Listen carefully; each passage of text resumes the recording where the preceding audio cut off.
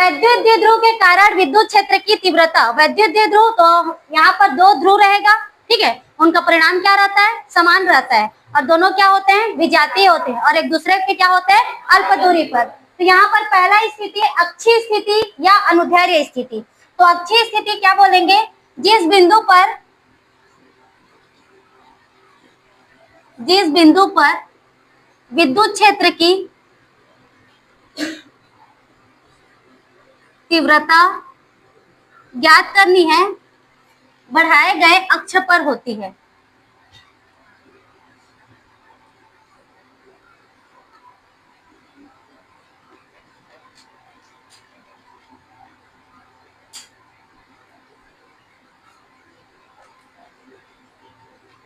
तीव्रता ज्ञात करनी है, बढ़ाए गए अक्ष पर होती है।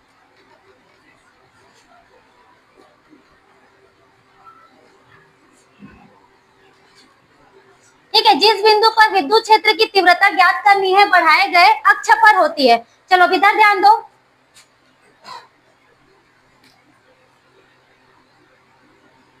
यहाँ पर क्या है, कोई बिंदु ए है और यहाँ पर कोई बिंदु क्या है, बी है। ठीक है, ए पर प्लस क्यू आवेश और बी पर माइनस क्यू आवेश। ए बिंदु और बी बिंदु, ए क्या है, वैद्युत द्विध्रुव है, ए पर कौन सा आवेश है, प्लस क्यू है, और बी पर क्या है, माइनस क्यू आवेश, और इसका केंद्र क्या हो गया, ओ, और इसका प्रभावी लंबाई क्या होता है, प्रभावी लंबाई 2a। ठीक है, प्रभावी लंबाई क्या हो गया, 2a। ठीक, तो यहाँ पर a पर प्लस क्यू आवेश है, b पर माइनस क्यू आवेश है, दोनों का केंद्र क्या हो गया, o। ठीक है, उसकी प्रभावी लंबाई क्या हो जाएगा, 2a। अब ये क्या कर रहा है, जिस बिंदु पर विद्युत क्षेत्र की तीव्रता ज्ञात करनी है, बढ़ाए गए अक्ष पर होती है। ये द्विध्रुव अक्ष है, इस अक्ष को क्या कर रहा है, बढ़ा रहे हैं। ठीक है, इस अक्ष को क्या कर दिए, बढ़ा दिए। ए और बी तक था, उसके बाद उस अक्ष को क्या कर दिए, बढ़ा दिए। तो यहाँ केंद्र O से, ठीक है, केंद्र O से R दूरी पर, यहाँ से केंद्र O से R दूरी पर एक बिंदु क्या है, P है, जिस पर विद्युत क्षेत्र की तीव्रता ज्ञात करेंगे। ठीक, बिंदु A पर क्या है, प्लस क्यू आवेश, और B पर क्या है, माइनस क्यू आवेश, और दोनों के बीच का क्या हो जाएगा, केंद्र क्या है, O है, प्रभावी लंबाई क्या है, 2a। केंद्र O से R दूरी पर एक बिंदु क्या है, P है, तो वहां पर क्या ज्ञात करेंगे, विद्युत क्षेत्र की तीव्रता। अब यहाँ प्लस क्यू आवेश के कारण ये इस दिशा में है, तो यहाँ पर बल कार्य, विद्युत क्षेत्र कार्य कर रही है E1, और इसके कारण B के कारण विद्युत क्षेत्र E2, इस तरफ E1 और इस तरफ E2। ठीक है, तो ये क्या है, अक्षीय स्थिति। तो अक्षीय स्थिति, तो जिस बिंदु पर हम लोग विद्युत क्षेत्र ज्ञात कर रहे हैं, कहां पर ज्ञात करेंगे, बिंदु P पर, वो कहां पर स्थित है, बढ़ाए गए अक्ष पर। A और B पर क्या है, एक द्विध्रुव है, अक्ष है, इस अक्ष को क्या कर रहे हैं, आगे की ओर बढ़ा रहे हैं। तो यहाँ पर बिंदु क्या मिल रहा है, P मिल रहा है, यहाँ पर क्या ज्ञात करेंगे, विद्युत क्षेत्र की तीव्रता। चलो फिर से रिपीट करना, A पर कौन सा आवेश, प्लस क्यू, B पर माइनस क्यू आवेश, केंद्र क्या है, O, प्रभावी लंबाई 2a, केंद्र O से R दूरी पर एक बिंदु क्या है, P है, तो P पर क्या ज्ञात करेंगे, विद्युत क्षेत्र की तीव्रता। E1 प्लस क्यू आवेश के कारण विद्युत क्षेत्र है, और E2 माइनस क्यू आवेश के कारण विद्युत क्षेत्र है, और यहाँ पर P पर कार्य करेगा आपका, मतलब परिणामी निकालेंगे हम लोग E, P पर। ठीक, चित्र समझ में आ गया। देखो, व्यंजक बनाएंगे तो सबसे पहले हम लोग लिखेंगे परिभाषा, जितना लिखना रहेगा। यहाँ डायग्राम को मैं यहाँ पर बनाई, लेकिन आप लोग बनाओगे यहाँ पर। ठीक है, फिर डायग्राम के नीचे में जो चीजें हैं उसको एक्सप्लेन करोगे, जो बोल रही हूँ, जो बोल रहे हैं हम लोग, ये चीज है कह के उसको क्या करते जाओगे, एक्सप्लेन करते जाओगे। पहले डेफिनेशन को लिखोगे, फिर उसके बाद डायग्राम को बनाओगे, फिर उसके बाद उसके बारे में लिखोगे, जैसे रचना के पद लिखते हो वैसी। अब देखो यहाँ पर ए पर क्या है, ए पर बिंदु ए पर क्या है, बिंदु ए पर प्लस क्यू आवेश तथा बी पर माइनस क्यू आवेश। ए पर प्लस क्यू आवेश और बी पर माइनस क्यू आवेश। प्रभावी लंबाई 2a, प्रभावी लंबाई क्या है, 2a। ठीक है, केंद्र क्या है, केंद्र O, केंद्र O से R दूरी पर क्या है? r दूरी पर बिंदु P है, जिस पर क्या ज्ञात करेंगे? की तीव्रता, जिस पर विद्युत क्षेत्र की तीव्रता ज्ञात करनी है।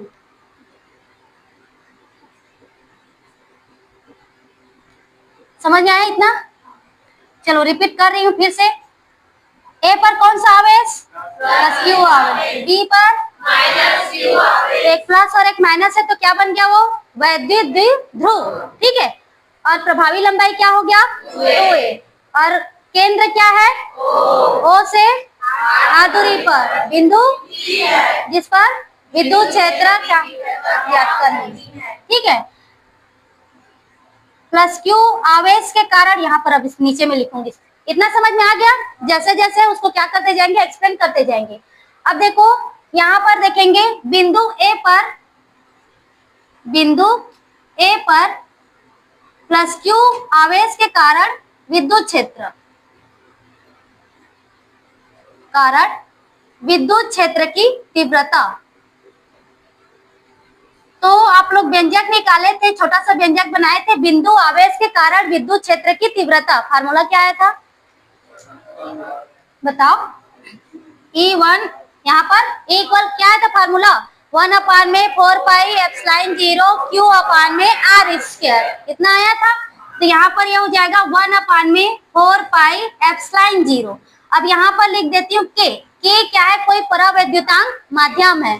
ठीक है, माध्यम उपस्थित है। K क्या है? परावैद्युतांक माध्यम। तो E1 इक्वल में क्या हो गया? 1/4 पाई एप्सिलॉन 0 K। और यहाँ पर Q1 और Q2 नहीं रहेगा, सिर्फ लिखेंगे हम लोग Q।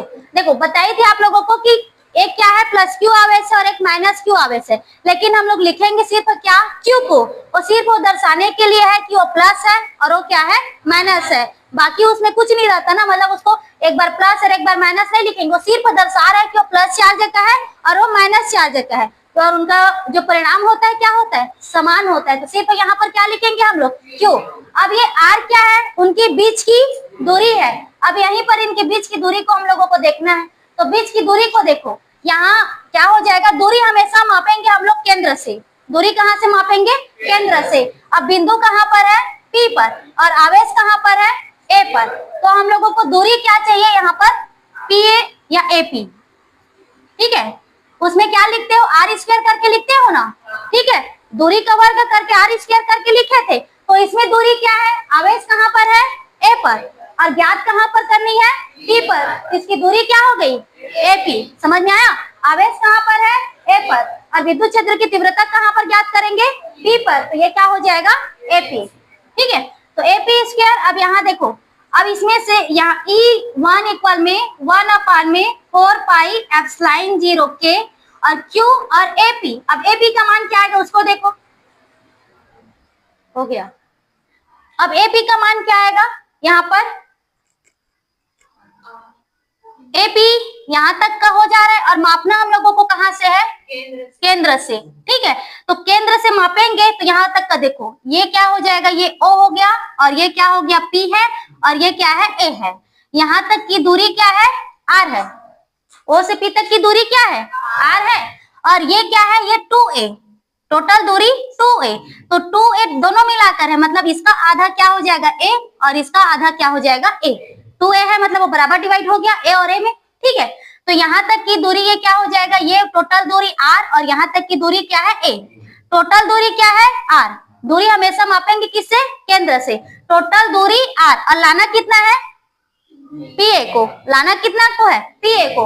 तो हम लोग क्या करेंगे? टोटल हम लोगों के पास क्या है? OP और उसमें OA को माइनस कर दिए तो PA बचा। ठीक है, टोटल हम लोगों के पास में दूरी क्या है? OP। टोटल क्या है? OP। और OP में हम लोग OA को माइनस कर देंगे तो क्या बचेगा? AP।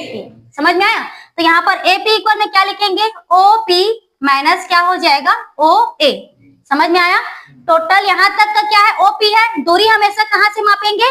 केंद्र से। और टोटल दूरी क्या है? O। लाना कितना है हम लोगों को? PA। तो टोटल OP है, उसमें क्या कर देंगे? AO को माइनस कर देंगे तो बचेगा क्या? PA। ठीक है, तो OP का मान क्या है? R है और OA का मान क्या है? A। तो ये क्या आ गया?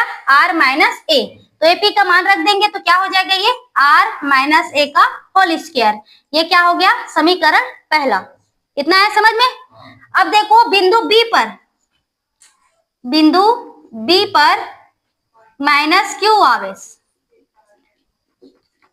क्यू आवेश के कारण विद्युत क्षेत्र की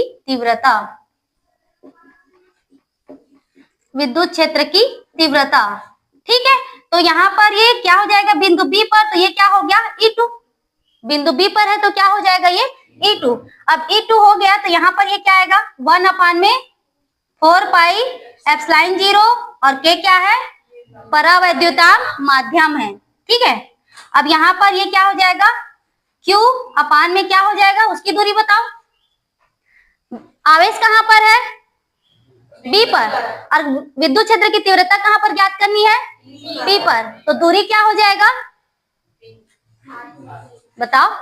डायरेक्ट मत निकालो ना, जैसे इसका एपी आया, बिंदु इस यहाँ कहाँ पर था ए पर और दूरी कहाँ मतलब तीव्रता कहाँ पर ज्ञात करनी थी पी पर, तो क्या आया था वो एपी। अब यहाँ पर बिंदु कहाँ आवेश कहाँ पर है बी पर और विद्युत क्षेत्र की तीव्रता कहाँ पर ज्ञात करनी है, तो दूरी क्या हो जाएगा बीपी। समझ में आया बीपी स्क्वायर। यहाँ पर हो गया आवेश और विद्युत क्षेत्र की तीव्रता, तो ये दूरी क्या हो जाएगा यहाँ से यहाँ तक की बीपी स्क्वायर।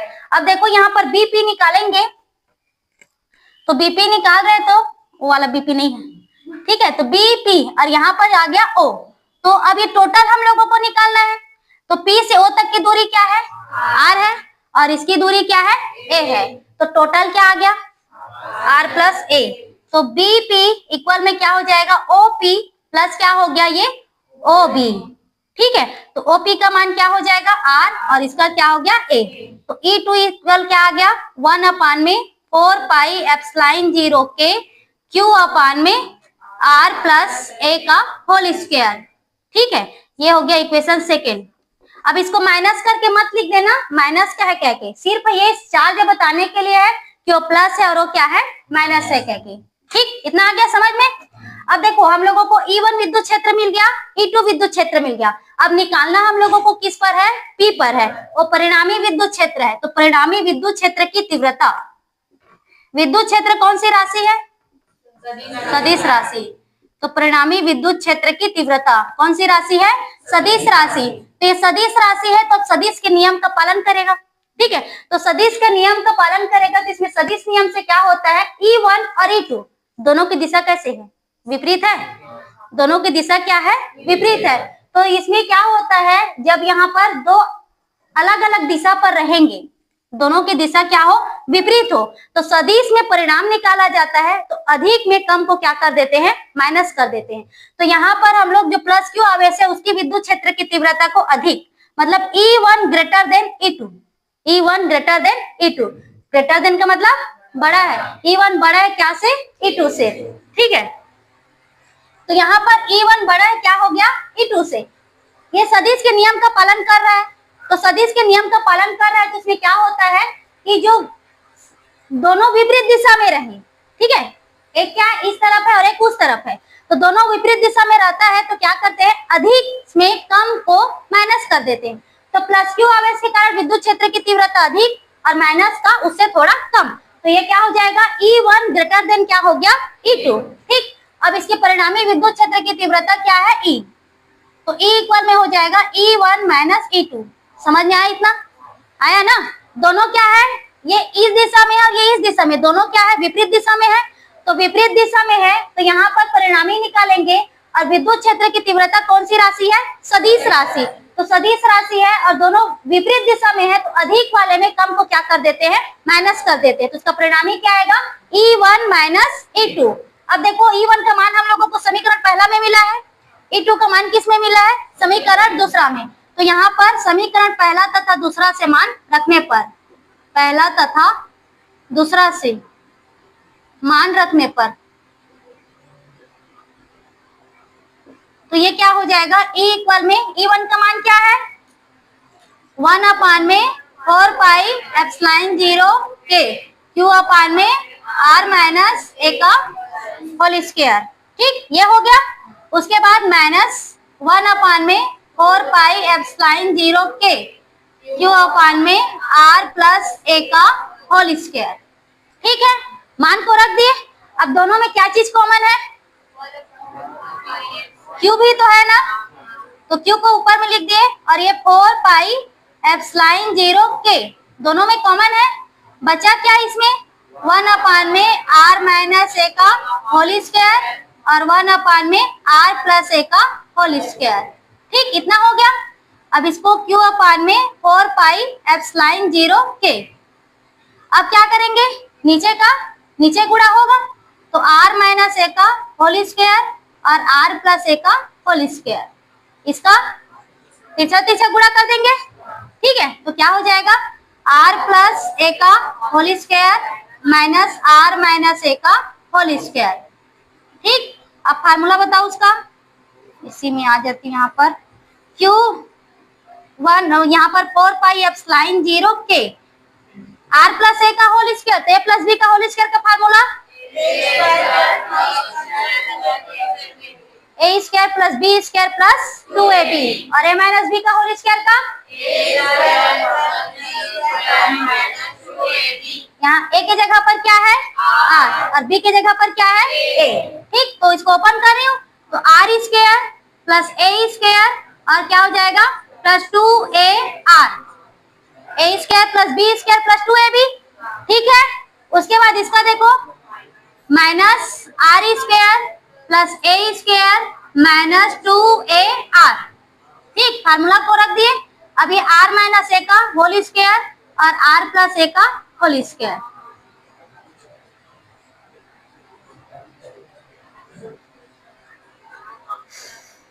इसको हम लोग इतना लिख सकते हैं ना, दोनों स्क्वायर में है तो इतना तो लिख सकते हैं इसको आर माइनस ए और आर प्लस ए का होल स्क्वायर। ठीक है, समझ में आ गया, क्योंकि इसका भी स्क्वायर है और इसका भी स्क्वायर है। ठीक, अब देखो यहाँ पर क्यू अपान में 4 पाई एप्सिलॉन 0 के, ये क्या हो जाएगा? R square plus A square plus 2ar into कर दो माइनस के साथ, minus R square minus A square और प्लस 2ar अपान में इसका फार्मूला बताओ। a minus B into A plus B क्या होता है? ए तो दिया हुआ है A square minus B square, सर्वसमी का तीसरा। ठीक है, A square minus B square equal होता है plus B into A minus B. तो क्या हो जाएगा? ये आर स्क्वायर माइनस क्या हो गया? ए स्क्वायर और फिर ये इसका स्क्वायर है। ठीक, अब इसमें देखो आर स्क्वायर किस में है? प्लस में, और एक आर स्क्वायर किस में है? माइनस में। कट गया, ए स्क्वायर प्लस माइनस क्या हो गया? कट गया। बचा क्या?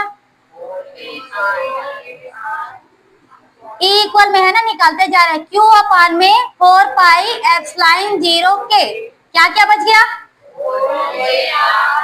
2ar प्लस 2ar जोड़ेंगे कितना हो गया? 4ar अपान में क्या आ गया? R square minus A square का होल स्क्वायर। ठीक, इतना तक हो गया। अब यहाँ पर ए क्या चीज है? केंद्र। ओ क्या है? केंद्र। केंद्र से आवेश की दूरी। ए किसका मान है? केंद्र से आवेश की दूरी। और आर किसका मान है? दोनों आवेशों के बीच की दूरी। तो यहाँ पर क्या मानेंगे? लगभग ये केंद्र से जो आवेश के बीच की दूरी को दोनों आवेशों के बीच की तुलना में नगण्य, ये किसका निशान है? लेस देन का, छोटा है। और यहाँ पर 2 लगा दी, मतलब ये इसके तुलना में बहुत छोटा है। ए जो है आर की तुलना में क्या है? बहुत छोटा, मतलब नगण्य। लगभग हम लोग ए इक्वल में इतना मानेंगे 0 के बराबर। ए इक्वल क्या हो जाएगा? 0। ए क्या है? केंद्र से आवेश के बीच की दूरी और आर क्या है? दोनों आवेशों के बीच की दूरी। मतलब ये बोल सकते हैं आवेश का आकार, इसको आवेश का आकार, तो आवेश के आकार को दोनों आवेशों के बीच की दूरी की तुलना में नगण्य मान लिया गया। ठीक है, तो नगण्य मानेंगे तो इसका मान क्या हो जाएगा? ए इक्वल में 0।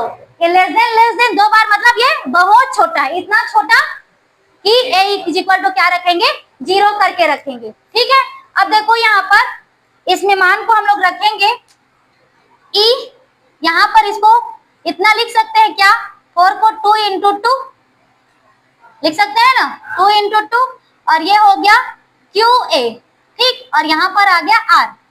अब ये 4 पाई एप्सिलॉन 0 K, यहाँ पर हम लोग क्या रखेंगे? R स्क्वायर, और A की जगह पर क्या रख देंगे? 0, ठीक है। अब ये E इक्वल में 2QA का क्या? P, 2QA का क्या? P क्या है? P क्या है? वैद्युत द्विध्रुव आघूर्ण, ठीक। तो यहाँ पर क्या हो जाएगा? P इक्वल में 2QA, वैद्युत द्विध्रुव आघूर्ण। तो ये 2QA की जगह पर क्या रखेंगे हम लोग? P को, और ये क्या हो गया? R। यहाँ पर क्या बच गया? 4 पाई एप्सिलॉन 0 K, और ये क्या हो जाएगा? 2 दूनी 4, R की पावर में कितना हो गया? 4, ठीक है। वो तो 0 हो गया, और ये 2 दूनी कितना हो गया? 4। अब क्या बच गया? E2PR, और ये 4 पाई एप्सिलॉन 0, R को कैंसिल कर देते, क्या बचेगा? RQ, एक R क्या हो गया? कैंसिल हो गया, तो क्या बचा? RQ। अब इसी को हम लोग इस तरह से लिखेंगे, 1 अपान में 4 पाई एप्सिलॉन 0 2P अपान में RQ, ठीक है। ये किसका? यहाँ पर क्या है? के परावैद्युतांक माध्यम है।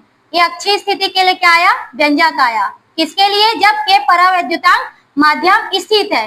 अगर वायु या निर्वात में हो, तो निर्वात में हो तो K इज इक्वल टू क्या रखेंगे?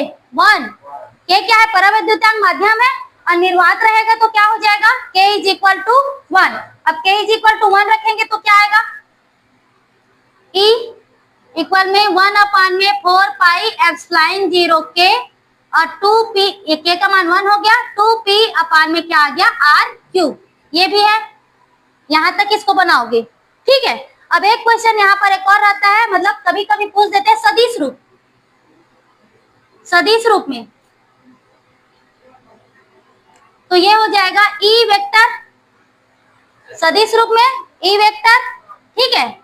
1 अपान में 4 पाई एप्सिलॉन 0, और ये हो जाएगा 2 अपान में RQ, और इसको लिखेंगे P कैप, मात्रक सदिश, ठीक है।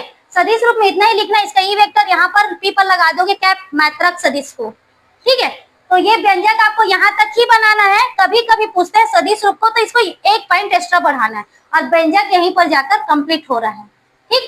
देखो रिपीट कर रही हूँ, वैद्युत द्विध्रुव के कारण विद्युत क्षेत्र की तीव्रता, तो वैद्युत द्विध्रुव के कारण विद्युत क्षेत्र की तीव्रता, तो इसमें पहला देखेंगे हम लोग अक्षीय स्थिति। अक्षीय स्थिति को और क्या बोलते हैं? अनुदैर्ध्य स्थिति।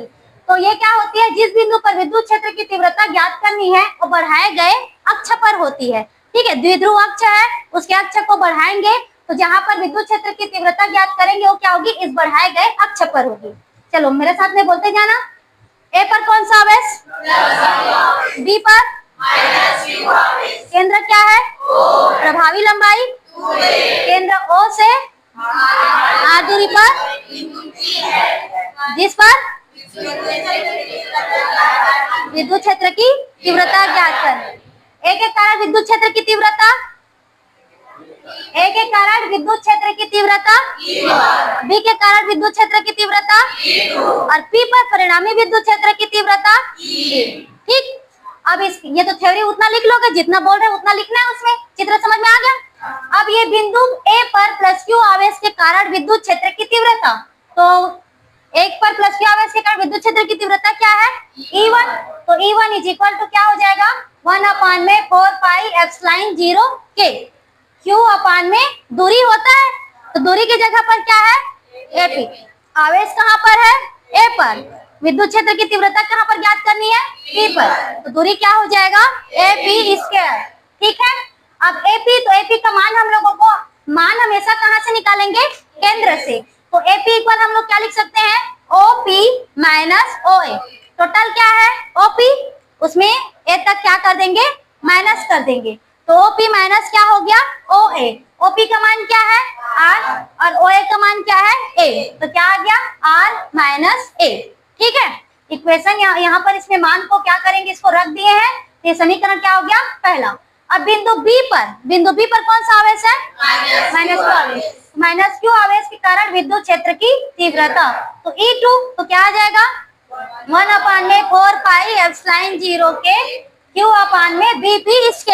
अब माइनस है क्या कि माइनस नहीं लिखना है, सिर्फ वो प्लस चार्ज और माइनस चार्ज दोनों को अलग करने के लिए चिन्ह को दर्शाया जाता है, लेकिन आवेश Q ही रहेगा। ठीक है, अब यहाँ पर ये Vp², अब Vp है तो ये B से P तक की दूरी, तो B से O और O से क्या हो जाएगा P, तो क्या हो जाएगा यहाँ पर OP प्लस यहाँ पर OB। OP की दूरी क्या है R और OB की दूरी क्या है A, तो क्या आ गया R प्लस A। मान को रख देंगे BP का तो 1/4πε0 के Q/R प्लस A का होल स्क्वायर। ये क्या है माध्यम। अब इसके बाद हम लोगों को E1 का निकल चुका, E2 का हो गया। अब किसका निकालेंगे, परिणामी विद्युत क्षेत्र की तीव्रता। तो परिणामी विद्युत क्षेत्र की तीव्रता, विद्युत क्षेत्र की तीव्रता कौन सी राशि है, सदिश राशि। तो सदिश राशि है मतलब सदिश के नियम का पालन करेगा, तो सदिश के नियम का पालन करेगा। E1 एक दिशा में है, E2 दूसरे दिशा में है, दोनों की दिशा क्या है विपरीत है। तो विपरीत होता है तो सदिश में जब परिणामी निकालते हैं तो दो विपरीत सदिशों का, तो बड़े वाले सदिश में छोटे वाले को माइनस करेंगे। तो यहाँ पर E1 ग्रेटर देन क्या हो गया E2। ठीक, तो परिणामी E में क्या हो जाएगा E1 माइनस E2। अब समीकरण पहला और दूसरा से E1 और E2 का क्या कर दिए, मान को रख दिए। मान रखने के बाद दोनों में क्या चीज सेम है 1/4πε0 के। यहाँ पर क्या बचा, Q भी निकल गया 1/R-A का होल स्क्वायर और ये माइनस 1/R प्लस A का होल स्क्वायर। ठीक, नीचे का नीचे गुणा और इसका क्या हो गया तिरछा तिरछा गुणा हो गया। ठीक है, तो R प्लस A का होल स्क्वायर तो क्या हो जाएगा, यहाँ A प्लस B का होल स्क्वायर का A² plus B² plus 2AB, A minus B का होल स्क्वायर का A² plus B² minus 2AB। इसमें दोनों को ओपन कर दिए। अब इसमें भी स्क्वायर है, इसमें भी स्क्वायर है, तो इसको हम लोग क्या लिख सकते हैं, दोनों को होल स्क्वायर एक साथ लिख सकते हैं। ठीक है, अब ये A माइनस B और A प्लस B के रूप में है, तो A माइनस बी और A प्लस बी के रूप में है, तो सर्वसमी का तीसरा से क्या होता है वो A² माइनस B²। इसमें मतलब तीनों सर्वसमी का यूज हो गया यहाँ पर। ठीक, अब यहाँ पर ये इतना माइनस के साथ इंटू हो गया, तो माइनस R² माइनस A² और minus minus plus 2AR। R² एक प्लस और माइनस कट गया, A² प्लस माइनस कट गया, 2AR और 2AR कितना हो गया 4AR। ठीक, तो यहाँ पर आ गया 4AR। अब क्या करेंगे, एक लेस देन करके लिखा गया, मतलब बहुत छोटा। आवेश का जो आकार है वो आवेशों के बीच की दूरी की तुलना में उसको नगण्य मान लिया गया। आवेश के आकार को दोनों आवेशों के बीच की दूरी की तुलना में क्या मान लिया गया, नगण्य मान लिया गया। लगभग A = क्या हो गया वो 0। तो यहाँ पर A की जगह पर क्या रख देंगे हम लोग 0। अब यहाँ पर क्या करना है, इस A की जगह पर नहीं रखना, यहाँ से इस मान को रख देना। मतलब अब A की जगह पर 0 क्या कि यहाँ मत रख देना ना, इसलिए इसके मान को रख दिए। यहाँ पर ये 4 है, उसको तोड़ देंगे 2 × 2 में, 2 × 2 में तोड़ दिए तो ये 2QA हो गया। इसके जगह पर क्या आ गया P आ गया। इसके मान को यहाँ पर सीधा इसको रख देना। ठीक है, या उसके बाद यहाँ पर क्या हो जाएगा, ये R² है, अब ये 0 हो गया, ये कितना हो जाएगा R की पावर में 4। ठीक, यहाँ पर ध्यान देना A है क्या कि वहां पर नहीं रखना ना, क्योंकि यहाँ पर ये चेंज हो जा रहा है। 2QA का क्या हो गया P, और P क्या है वैद्युत द्विध्रुव आघूर्ण। ठीक, P = 2QA वो चेंज हो गया। अब ये क्या हो जाएगा 2 दूनी 4, एक R कैंसिल हुआ तो क्या आ गया R3। ठीक, तो E में क्या आ गया 1/4πε0 के और 2P/R3। ठीक, K क्या है परावैद्युतांक माध्यम है, और निर्वात में रहा तो K = 1, तो 1/4πε0 2P/ में क्या हो गया R3। सदिश के रूप में लिखेंगे तो यहाँ पर इसमें सिर्फ P में क्या लगा देना, कैप लगा देना, वो सदिश के रूप में आ गया। ठीक, आया समझ में।